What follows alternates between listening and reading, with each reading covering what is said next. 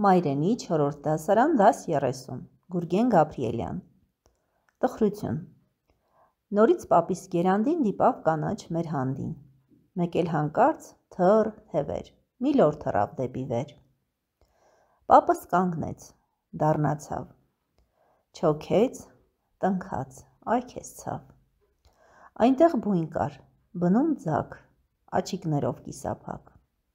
Ուրախացա ես այնպես Բա ճուտ էի գտել տես Ինչ լավ է պապ ասացի բայց դու ինչու տխրեցիր Բույնը տուն է խոտը հարկ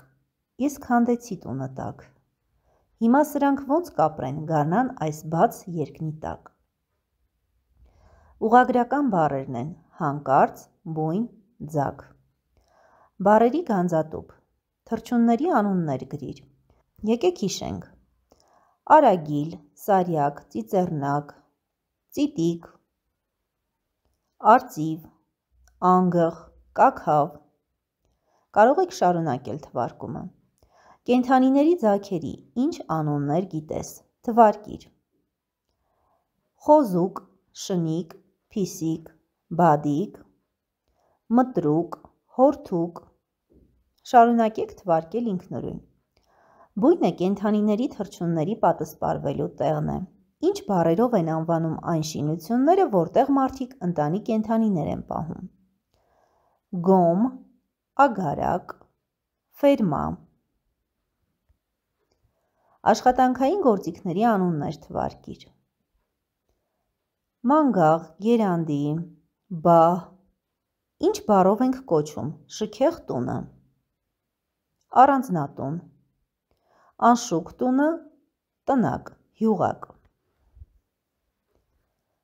Հարցերի և առաջադրանքների արգղիկ Կարդա այն տողերը, որոնք ցույց են տալիս թոռնիկի ուրախությունը Ուրախացա ես այնպես, բա ճուտ էի գտել տես, ինչ լավ է պապ ասացի Թոռնիկն ինչու ուրախացավ, իսկ պապը ինչու տխրեց Թոռնիկը ուրախացավ, որովհետև ճուտ էր գտել, իսկ պապը տխրեց, որովհետև այդ ճուտիկներին զրկել էր իրենց բնից Քո կարծիքով կենդանիները պաշտպանության կարիք ունեն, իհարկե ունեն Թռչել թռավ զույգի օրինակով կազմիր Փախչել փախավ, դիպչել դիպավ, կպչել կպավ Դուրս գրիր բանաստեղծության բայերը և դրանցից 3-ով պատմողական նախադասություններ կազմիր Դիպավ, թռավ, դառնացավ Գնդակը դիպավ տան պատուհանին և ապակին կոտրվեց Արագիլը թռավ դեպի իր բույնը Մայրիկը դառնացավ կոտրված ապակու համար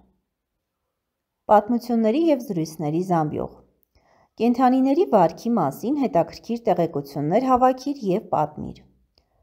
Լորիկը վերնագրով մի պատմություն հորինիր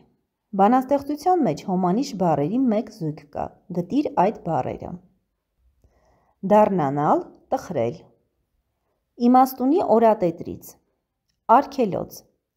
Մարդու գործունեությունը դարերի ընթացքում մեծ վնաս է հասցրել բնությանը, հատկապես բուսական և կենդանական աշխարհին Եվ պետությունները արգելոց են դարձնում բնության այն սակավաթիվ անկյունները, որոնք անվնաս են մնացել Հայաստանում արգելոցներ են ստեղծվել Խոսրովի, Դիլիջանի և Շիկահողի անտառներում Խոսրովի արգելոցում օրինակ ազատության մեջ արածում է հայկական մուֆլոնը, վայրի ոչխարը Ծառերի ստվերում հանգստանում է գորշ արջը, իսկ կաղնուտներում իրենց բույնն են հյուսում անգղները Օդում ճախրում են ճերմակաթև ճահերը Այստեղ երբեմն կարելի է տեսնել բնության մեջ հազվադեպ հանդիպող թռչունների Արգելոցներում արգելվում են որսը ծառահատումները